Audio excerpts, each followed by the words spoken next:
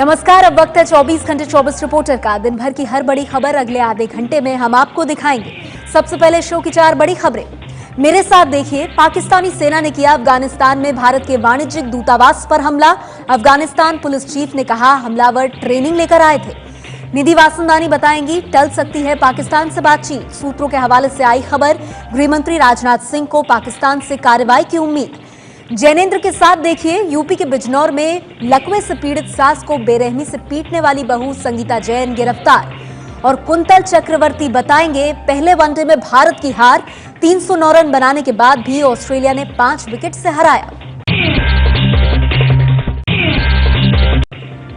इस वक्त की बड़ी खबर। अफगानिस्तान पुलिस के बड़े अधिकारी ने दावा किया है पाकिस्तानी सेना के अफसरों ने रची थी मजार शरीफ में भारतीय वाणिज्यिक दूतावास पर हमले की साजिश। आतंकवाद को लेकर पाकिस्तान का चेहरा एक बार फिर से बेनकाब हो गया है। अफगानिस्तान के न्यूज चैनल टोलो न्यूज ने अफगानिस्तान के बड़े पुलिस अधिकारी सैयद कमाल सादत के हवाले से यह खबर दी है कि मजार शरीफ में भारत के वाणिज्यिक दूतावास पर हमला करने वाले आतंकी पाकिस्तानी सेना के जवान थे। उन्हें बाकायदा मिलिट्री ट्रेनिंग दी गई थी। सैयद कमाल सादत के मुताबिक हमलावर आपस में उर्दू में बात कर रहे थे, जिसका मतलब यह है कि उन्हें पाकिस्तान से यहां भेजा गया था। 3 जनवरी को मजार शरीफ में भारत के वाणिज्यिक दूतावास पर 4 आतंकियों ने हमला किया था, जिसमें 1 पुलिसकर्मी की जान चली गई थी और 9 लोग जख्मी हो गए थे।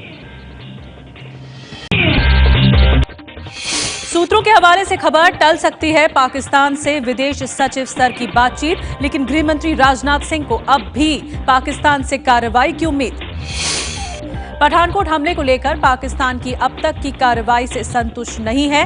कल पाकिस्तान ने भारत की तरफ से दिए गए सबूतों को नकार दिया था, जिसके बाद अब भारत इंटरपोल के जरिए पाकिस्तान को आतंकियों के फोन की कॉल डिटेल्स, फिंगरप्रिंट्स, आवाज के नमूने और उनकी तस्वीरें देने की तैयारी कर रहा है, ताकि इस बार वो सबूतों को झुठला नहीं सके। सूत्रों के मुताबिक भारत सरकार ने 15 जनवरी को इस्लामाबाद में होने वाली विदेश सचिव स्तर की बातचीत को भी टालने का मन बना लिया है। बातचीत कुछ दिनों या कुछ हफ्तों के लिए टाली जा सकती है। मैं समझता हूं कि इसके संबंध में अभी आप प्रतीक्षा कीजिए, और चूंकि पाकिस्तान गवर्नमेंट ने आश्वस्त किया है तो उस पर अविश्वास करने का कोई कारण अभी नहीं है। पाकिस्तान से आगे बातचीत होगी या नहीं, इस पर कल प्रधानमंत्री नरेंद्र मोदी और राष्ट्रीय सुरक्षा सलाहकार अजीत डोभाल आखिरी फैसला लेंगे। पठानकोट हमले की जांच में जुटी एनआईए ने अभी तक नहीं दी है एसपी सलविंदर सिंह को क्लीन चिट। लगातार दूसरे दिन सलविंदर सिंह से पूछताछ की। सूत्रों के मुताबिक पठानकोट हमले को लेकर सलविंदर सिंह के जवाबों से एनआईए पूरी तरह संतुष्ट नहीं है। यही वजह है कि लगातार दूसरे दिन एनआईए ने सलविंदर से सवाल किए। सलविंदर ने अब तक दिए बयानों में कहा है कि उन्होंने अपनी गाड़ी के ऊपर लगी नीली बत्ती नहीं जला रखी थी और ये बत्ती आतंकी देख भी नहीं पाए।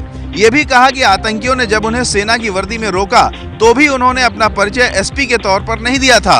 अपने पीएसओ और ड्राइवर की जगह सलविंदर कुक को क्यों लेकर गए, ये भी वो अभी तक साफ साफ नहीं बता सके हैं। सूत्रों के मुताबिक सलविंदर से एनआईए कल भी पूछताछ करेगी। दिल्ली बुलाकर उनके रसोइये को सामने बिठाकर सवाल किए जाएंगे। यूपी के बिजनौर में सास को पीटने वाली बहू गिरफ्तार। सीसीटीवी कैमरे में कैद हुई थी बहू की करतूत। सीसीटीवी कैमरे में कैद ये तस्वीरें जिसने भी देखी वो हैरान रह गया। संगीता जैन नाम की ये महिला अपनी 70 साल की लकवाग्रस्त सास राजरानी को बुरी तरह पीटते दिखी। दुपट्टे से सास का गला घोंटने की कोशिश की, पत्थर से हमला किया और फिर रॉड से जलाने की कोशिश की। पीड़ित महिला की बेटी के जरिए यह वीडियो सोशल मीडिया पर वायरल हो गया, जिसके बाद आरोपी संगीता ने सफाई दी कि यह वीडियो उसका नहीं है। अपने साथ मारपीट होने की भी संगीता ने बात कही, लेकिन जांच में पुलिस को पता चला है कि सास की पिटाई से पहले संगीता अपने पति को भी जेल भिजवा चुकी है। आरोपी संगीता की शादी 7 साल पहले संदीप जैन के साथ हुई थी। उनके बीच तलाक का मामला चल रहा है। उत्तर प्रदेश के मुजफ्फरनगर में मनचलों का आतंक। बहन से छेड़छाड़ का विरोध करने पर भाई को मारी गोली। घटना मुजफ्फरनगर के डीएवी डिग्री कॉलेज के पास की है, जब सोनू नाम का युवक अपनी चचेरी बहन को बाइक से कॉलेज छोड़ने जा रहा था। तभी कुछ मनचले आए और युवती से छेड़छाड़ करने लगे। सोनू ने जब इसका विरोध किया तो मनचलों ने उस पर फायरिंग कर दी। सोनू को मेरठ के मेडिकल कॉलेज में भर्ती कराया गया, जहां उसकी हालत गंभीर बनी हुई है। इस घटना से नाराज गांव वालों ने Delhi Dehradun national highway number 58 को जाम कर हंगामा किया।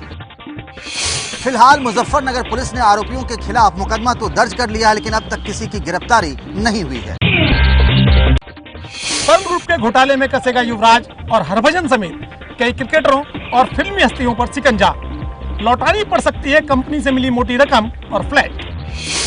पर्ल ग्रुप के गिरफ्तार चेयरमैन निर्मल सिंह भंगू और उनके 3 साथियों से हो रही पूछताछ में बड़े खुलासे हुए हैं। सूत्रों के मुताबिक निवेशकों की करीब 45,000 करोड़ की गाली कमाई के पैसों में से युवराज और हरभजन जैसे क्रिकेटरों को मोहाली में प्लॉट दिए गए और कुछ फिल्म स्टारों के साथ साथ राजनेताओं की भी खातिरदारी की गई। घोटाले की जांच कर रही सीबीआई और प्रवर्तन निदेशालय यानी ईडी उन खिलाड़ियों और फिल्मी हस्तियों की सूची तैयार कर रहा है जिन्हें पर्ल ग्रुप की तरफ से किसी भी तरह का फायदा मिला हो। खिलाड़ियों, फिल्मी सितारों और राजनेताओं की लिस्ट तैयार होने के बाद जांच एजेंसियां उन्हें पूछताछ के लिए भी बुला सकती हैं। तमिलनाडु में पोंगल के मौके पर होने वाले परंपरागत खेल जल्लीकट्टू और महाराष्ट्र, गुजरात जैसे राज्यों में बैलगाड़ी की दौड़ का आयोजन नहीं हो सकेगा। इन खेलों को इजाजत देते हुए केंद्र सरकार ने अधिसूचना जारी की थी, जिस पर सुप्रीम कोर्ट ने रोक लगा दी है। तमिलनाडु में बैलों को दौड़ाकर उन पे नियंत्रण पाने के परंपरागत खेल जल्लीकट्टू और कुछ राज्यों में होने वाली बैलगाड़ी की दौड़ को पशुओं के खिलाफ क्रूरता बताते हुए सुप्रीम कोर्ट ने इन पर पाबंदी लगाने का फैसला पिछले साल दिया था, लेकिन इस साल 7 जनवरी को केंद्र सरकार ने नई अधिसूचना जारी कर इन परंपरागत खेलों को अनुमति दे दी। केंद्र ने दावा किया कि उसने नए नियम बनाए हैं जिनकी वजह से अब पशुओं के साथ क्रूरता नहीं होगी। केंद्र की इस अधिसूचना के खिलाफ पशु प्रेमी संगठनों ने सुप्रीम कोर्ट का दरवाजा खटखटाया और आज सुप्रीम कोर्ट ने केंद्र की अधिसूचना पर रोक लगा दी। हालांकि केंद्र और तमिलनाडु सरकार की दरख्वास्त पर सुप्रीम कोर्ट ने फिलहाल इस विषय को खुला रखा है और सभी पक्षों को नोटिस जारी कर दिया है, लेकिन इतना तय है कि कम से कम इस साल इन परंपरागत खेलों का आयोजन नहीं हो सकेगा। जम्मू कश्मीर में सरकार के गठन का सस्पेंस खत्म। पीडीपी ने कहा बीजेपी के साथ ही बनाएंगे सरकार, लोहड़ी के बाद होगा शपथ ग्रहण। मुफ्ती मोहम्मद सईद के निधन के बाद से जम्मू कश्मीर में राज्यपाल शासन लगा हुआ है। माना जा रहा है कि अब जल्द ही यह स्थिति खत्म हो सकती है। पीडीपी के प्रवक्ता महबूब बेग के मुताबिक महबूबा मुफ्ती अगले 24 घंटों के बाद कभी भी मुख्यमंत्री पद की शपथ ले सकती हैं। इस बीच नई सरकार के गठन को लेकर बीजेपी खेमे में हलचल तेज हो गई है। आज भी डिप्टी सीएम रह चुके निर्मल सिंह के घर बीजेपी और आरएसएस नेताओं की बैठक हुई। इसमें बीजेपी महासचिव राम माधव भी मौजूद थे। रविवार को सोनिया गांधी की महबूबा मुफ्ती के साथ हुई मुलाकात के बाद ये कयास लगाए जा रहे थे कि पीडीपी कांग्रेस के साथ मिलकर सरकार बना सकती है, लेकिन अब इन अटकलबाजियों पर विराम लग गया है। आगे बढ़ते हैं और अब बात पाकिस्तानी गायक गुलाम अली की, जिन्होंने मुंबई और दिल्ली में शो रद्द होने के बाद कोलकाता में कार्यक्रम किया है।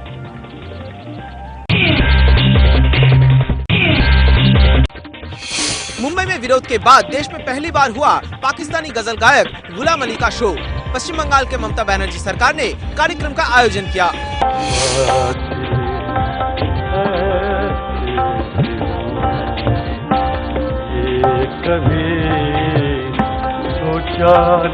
कोलकाता के नेताजी इंडोर स्टेडियम में मशहूर पाकिस्तानी गजल गायक गुलाम अली ने अपने आवाज का जादू बिखेरा। गुलाम अली को पश्चिम बंगाल की ममता सरकार ने निमंत्रण भेजा था, जिसे उन्होंने स्वीकार कर लिया। इसी के बाद वो कोलकाता पहुंचे। गुलाम अली ने ममता सरकार का शुक्रिया भी अदा किया है। पिछले साल मुंबई में गुलाम अली का शो होना था, लेकिन शिवसेना ने इसका विरोध किया, जिसके बाद शो रद्द कर दिया गया। अयोध्या में राम मंदिर को लेकर विश्व हिंदू परिषद का आंदोलन तेज। 1.25 लाख जगहों पर राम महोत्सव मनाने का ऐलान किया गया। मध्य प्रदेश के जबलपुर में विश्व हिंदू परिषद की बैठक हुई और इसी बैठक में राम मंदिर को लेकर ये बड़ा ऐलान किया गया कि रामनवमी के दिन से देश में 1.25 लाख जगहों पर एक साथ राम महोत्सव का आयोजन किया जाएगा। ये राम महोत्सव 7 दिन तक चलेगा। विश्व हिंदू परिषद के मुताबिक उसके राम महोत्सव मनाने का मकसद हिंदू समाज को एक करना है। पंजाब के मंत्री विक्रम सिंह मजीठिया ने आम आदमी पार्टी के नेता संजय सिंह पर किया मानहानि का केस। संजय ने मजीठिया को ड्रग्स स्मगलर कहा था। पंजाब के कैबिनेट मंत्री बिक्रम सिंह मजीठिया ने आप नेता संजय सिंह के खिलाफ लुधियाना में मानहानि का केस किया है। मजीठिया का कहना है कि संजय सिंह ने उनका नाम बिना किसी सबूतों और तथ्यों के ड्रग माफियाओं के साथ जोड़ दिया। सारे जो उन्होंने वक्रे समय में जहां दिए हैं उसके खिलाफ केस दर्ज करा है। एंड मेरा ये मानना है कि वो पता नहीं कुछ कर पाएंगे कि नहीं कर पाएंगे, मगर मैं उनको यूपी नहीं जाने दूंगा, यहाँ पे अंदर जरूर दिलवाऊंगा फॉर मेकिंग डेफेमेटरी नॉइजेस। पूरे पंजाब को मालूम है कि ड्रग्स का धंधा विक्रम मजीठिया के संरक्षण में चलता है, और ये बात एक नहीं 1000 बार बोलूंगा। ऐसे एक नहीं 1000 क्रिमिनल केसेस वो करे। पिछले साल ड्रग तस्कर जगजीत चहल ने दावा किया था कि 2007 से 2012 के बीच मजीठिया को उसने चुनावी फंड के तौर पर 35 लाख रुपए दिए थे। काले धन पर योग गुरु बाबा रामदेव ने फिर याद दिलाया पीएम मोदी को उनका वादा, काला धन जल्द देश लाने की मांग दोहराई। मोदी जी ने भी कहा है कि हम पाई काला धन देश को दिलाएंगे, तो आज इसके ऊपर कुछ बड़ी पहल करें, कुछ इस तरह के प्रोसीजर्स अडॉप्ट करें जिससे कि ब्लैक मनी के ऊपर रिजल्ट ओरिएंटेड काम हो। रामदेव ने यह भी कहा कि देश की जनता से मोदी सरकार ने जो वादे किए हैं उन्हें पूरा करने के लिए सरकार ने और आगे आने की कोशिश करनी चाहिए। अंडरवर्ल्ड डॉन छोटा राजन के नाम पर यूपी के इलाहाबाद में एक डॉक्टर से 10 लाख रुपए की रंगदारी की मांग, डॉक्टर ने दर्ज कराया केस। आंखों के डॉक्टर अनूप चौहान इलाहाबाद के मीरापुर और ननी इलाके में क्लिनिक चलाते हैं। 2 दिन पहले उन्हें एक चिट्ठी मिली जिसमें उनसे 10 लाख रुपए की रंगदारी की मांग की गई। धमकी देने वाले ने खुद को अंडरवर्ल्ड डॉन छोटा राजन का करीबी बताया है। रंगदारी की चिट्ठी में लिखा गया है कि सीबीआई ने छोटा राजन को रिहा करने के लिए 2 अरब रुपए की मांग की है। जो भी डॉन की मदद नहीं करेगा उसे मौत के घाट उतार दिया जाएगा। इलाहाबाद पुलिस ने डॉक्टर अनूप चौहान की सुरक्षा के इंतजाम तो कर दिए हैं, लेकिन रंगदारी की चिट्ठी किसने भेजी है इसका खुलासा अभी तक पुलिस नहीं कर पाई है। दिल्ली के अंबेडकर नगर थाने की 3री मंजिल से गिरकर युवक जख्मी, परिवार ने पुलिस की पिटाई के बाद गिरने का आरोप लगाया। ये तस्वीर पंकज नाम के उसी युवक की है जिसकी सोमवार रात दिल्ली के अंबेडकर नगर थाने की 3री मंजिल से गिरने की खबर आई। पंकज का फिलहाल एम्स के ट्रॉमा सेंटर में इलाज चल रहा है। परिवार का आरोप है कि चोरी के मोबाइल के बारे में पूछताछ की बात कहकर एक कांस्टेबल पंकज को उसकी दुकान से ले गया था और बाद में पुलिस की पिटाई के दौरान वो 3री मंजिल से नीचे गिर गया। अंबेडकर नगर पुलिस ने परिवार की तरफ से लगाए गए आरोपों को बेबुनियाद बताया। पुलिस के मुताबिक पूछताछ से घबराए पंकज ने भागने की कोशिश की और वो गिर गया। तमिलनाडु के तूतीकोरिन समंदर तट पर आई 81 फिनवेल मछलियों में से 45 की मौत हो गई। यह है तमिलनाडु के तूतीकुड़ी जिले का तूतीकोरिन समुद्र तट, जहां एक साथ कई फिनवेल मछलियां बहते हुए किनारे पर आ गई। मछुआरों और अधिकारियों ने इन्हें वापस समुद्र में धकेलने की कोशिश की, लेकिन ये फिर समंदर किनारे आ गई। कुल 81 व्हेल मछलियों में से 45 की मौत हो गई। ये मछलियां बेहोशी की हालत में थीं और तैर नहीं पा रही थी। व्हेल मछलियों की मौत की वजह साफ नहीं है। कयास लगाए जा रहे हैं कि समंदर में बढ़ते प्रदूषण या फिर समंदर में किसी जहरीले रसायन के मिल जाने से व्हेल मछलियों की मौत हो सकती है।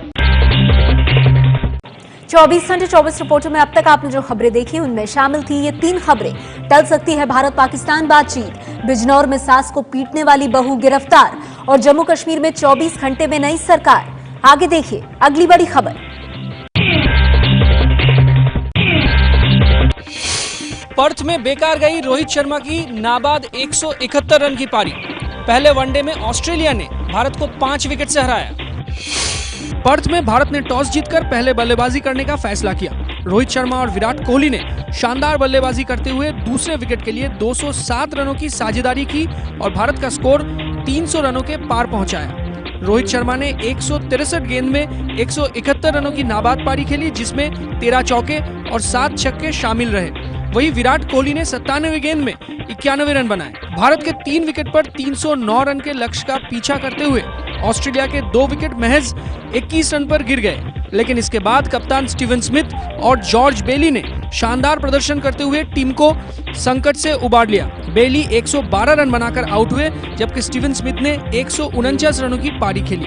दोनों की शतकीय पारियों की बदौलत ऑस्ट्रेलिया ने 5 विकेट खोकर 4 गेंदें बाकी रहते 310 रन बना लिए। मैच में भारत की गेंदबाजी बेअसर दिखी। भारत और ऑस्ट्रेलिया के बीच सीरीज का दूसरा वनडे मैच 15 जनवरी को ब्रिस्बेन में खेला जाएगा। अभिनेता सलमान खान ने अपनी नई गर्लफ्रेंड यूलिया वांतूर को गिफ्ट में दी नई कार। रोमानिया की रहने वाली हैं यूलिया। रोमानिया की मॉडल यूलिया वांतूर सलमान के साथ अपने रिश्ते को लेकर पिछले 2 साल से सुर्खियों में हैं। उन्हें सलमान की नई गर्लफ्रेंड कहा जा रहा है, लेकिन ताज़ा खबर यह है कि अपने जन्मदिन के बाद सलमान ने यूलिया को ग्रे रंग की नई और महंगी कार गिफ्ट की है। हालांकि कार की कोई तस्वीर अब तक सामने नहीं आई है। बॉलीवुड से जुड़े लोग बता रहे हैं कि यूलिया इन दिनों सलमान के परिवार से भी खूब मेलजोल बढ़ा रही हैं। यूलिया वांतूर सलमान की बहन अर्पिता की शादी में भी नजर आई थी। तुर्की के सबसे बड़े शहर इस्तांबुल में धमाका, 10 लोगों की मौत, 15 लोग बुरी तरह घायल।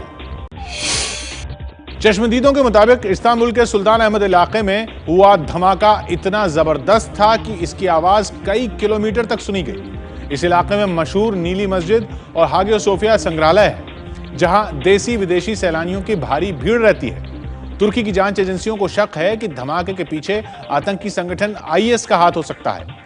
धमाके में विदेशी सैलानियों के मारे जाने की भी खबर है। तुर्की में इससे पहले भी कई आतंकी हमले हो चुके हैं। बीते साल अक्टूबर महीने में तुर्की की राजधानी अंकारा में हुए आत्मघाती बम धमाके में 103 लोग मारे गए थे। क्या दुनिया के सबसे शक्तिशाली देश अमेरिका के राष्ट्रपति बराक ओबामा प्याज लगाकर रोए थे? एक अमेरिकी न्यूज चैनल ने इस तरफ इशारा किया है कि उनके आंसू नकली थे। 5 जनवरी की इन तस्वीरों में राष्ट्रपति बराक ओबामा को रोता देखकर पूरी दुनिया हैरान रह गई थी। अमेरिका में बंदूकों के बढ़ते चलन और 2012 में सैंडी हुक स्कूल में हुई गोलीबारी में मारे गए बच्चों को याद करते हुए ओबामा रोने लगे थे। लेकिन अमेरिकी न्यूज चैनल फॉक्स न्यूज को यकीन ही नहीं कि राष्ट्रपति ओबामा के आंसू असली थे। फॉक्स न्यूज की मशहूर टीवी होस्ट ने कहा कि ओबामा का यूं भावुक होना मुमकिन ही नहीं लगता। चैनल ने यह भी कहा कि ओबामा स्कूल में हुई दुखद घटना पर तो रो पड़े, लेकिन आतंकवाद पर कुछ नहीं बोलते। अमेरिका के टेक्सास में 71 मंजिला इमारत पर फंस गई 2 जिंदगियां। हैरान करने वाला वीडियो सामने आया है। इन तस्वीरों को देखकर आपकी सांसें कुछ पल के लिए थम सकती हैं। तस्वीरों में नजर आ रही टेक्सास की ह्यूस्टन की इस 71 मंजिला इमारत पर 40 मिनट से भी ज्यादा समय के लिए 2 सफाई कर्मचारी फंसे रहे। 1100 फुट ऊंची इस इमारत पर 2 कर्मचारी सोमवार की सुबह खिड़कियों के शीशे साफ करने के लिए चढ़े थे। इसी दौरान ट्रॉली जिस तार के सहारे टिकी थी, उसका एक हिस्सा अचानक से टूट गया और ट्रॉली कुछ ऐसे लटक गई। जमीन से करीब 1000 फीट पर दोनों कर्मचारी हवा में लटक गए। करीब 40 मिनट बाद दमकल कर्मियों ने काफी मशक्कत के बाद खिड़की के रास्ते दोनों सफाई कर्मियों को सुरक्षित बचा लिया। दुनिया भर में मशहूर मीडिया कारोबारी रूपर्ट मर्डॉक फिर से शादी करने जा रहे हैं। मर्डॉक ने एक मॉडल से सगाई की है। अमेरिकी मीडिया कंपनी न्यूज कॉर्प और 21 सेंचुरी फॉक्स के मालिक रूपर्ट मर्डॉक 84 साल की उम्र में 59 साल की मॉडल जेरी हॉल से शादी करेंगे। मर्डॉक की कंपनी के अखबार ने कहा है कि दोनों कई महीनों से एक दूसरे को डेट कर रहे हैं और जल्द ही शादी करने वाले हैं। दोनों को लॉस एंजलिस में हुए गोल्डन ग्लोब अवार्ड में भी साथ देखा गया था। ऑस्ट्रेलियाई मूल के मर्डॉक एक बड़े मीडिया कारोबारी हैं और अमेरिका में रहते हैं। मर्डॉक की ये 4थी शादी होगी, जबकि जेरी हॉल कई साल अपने बॉयफ्रेंड और सिंगर मिक जैगर के साथ रहने के बाद 1999 में उनसे अलग हो गई थी। यूके की स्कॉटलैंड में 2 लड़कियों ने लड़ाई में एक दूसरे के कपड़े फाड़ दिए। घटना का वीडियो सोशल मीडिया पर वायरल हो गया। स्कॉटलैंड के अबरदीन में कबाब की दुकान के बाहर 2 लड़कियों के बीच जमकर लात घूंसे चले। दोनों ने कभी बाल पकड़कर तो कभी एक दूसरे को थप्पड़ मारकर पिटाई की। इस लड़ाई में दोनों के कपड़े तक फट गए, लेकिन इसके बावजूद दोनों लड़ती रही। आसपास खड़े लोगों ने काफी मशक्कत के बाद दोनों को शांत कराया। वहां खड़े लोगों ने ये पूरा वाकया अपने मोबाइल फोन से रिकॉर्ड कर लिया और सोशल मीडिया पर ये वाकया वायरल हो गया। दोनों के बीच हुई लड़ाई की वजह का पता नहीं चल पाया है। इस बुलेटिन में इतना ही। इन 3 खबरों पर हमारी नजर बनी हुई है। भारत पाकिस्तान बातचीत का क्या होगा? सलविंदर से जारी रहेगी NIA की पूछताछ और फसल बीमा योजना पर फैसला कल।